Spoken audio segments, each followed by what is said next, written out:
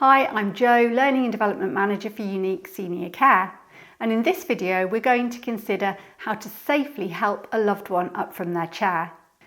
Often we're tempted to pull the person out of their chair by standing in front of them or hooking our arm underneath their armpit.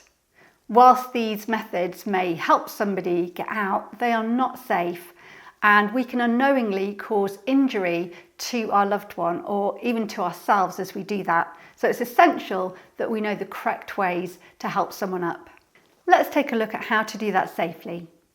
So if someone is struggling to stand up from our chair, it's very tempting for us to grab them like this or even stand in front of them and pull them out of the chair. But both of those things can cause serious injuries to our loved one, but also to ourselves. So we need to know how to do this correctly. First of all, we're going to get them positioned in a good place to stand. So I'm going to ask, can you wriggle forward in your chair for me? That's brilliant. And put your hands on the armrests. The position with the feet is shoulder width apart and then best foot forward. So the stronger foot, if there's a stronger side, slightly forward, and then the other tucked back so that the toe is underneath the knee. We're also going to encourage the person to look straight ahead, make sure they're not looking down at the floor, which could affect their balance as they stand. The wording we use is ready, steady, stand. We use this instead of 1, 2, 3 because 1, 2, 3 can lead to miscommunication, where perhaps I think we're going on the 3 and my loved one thinks we're going after the 3.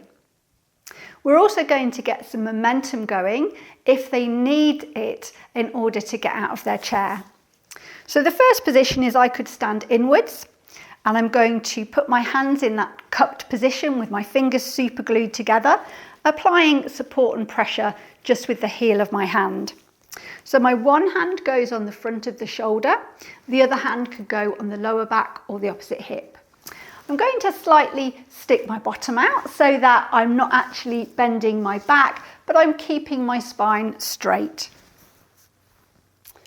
And we're going to do ready, steady, stand. And as the person stands, I move sideways with them to end up next to them. I then encourage them to take a few moments in case they feel dizzy or unsteady, and I can bring my elbow up to steady them if that's needed. The other technique, if we sit down again, is that I could stand facing forwards if that's more comfortable for me, with my feet in an L-shaped position. The hand positions are exactly the same, so front of the shoulder and lower back or opposite hip. The wording and the movements the same again. Just make sure that the person is wriggled forward to the front of their chair again. Their feet are in that best foot forward, shoulder width position.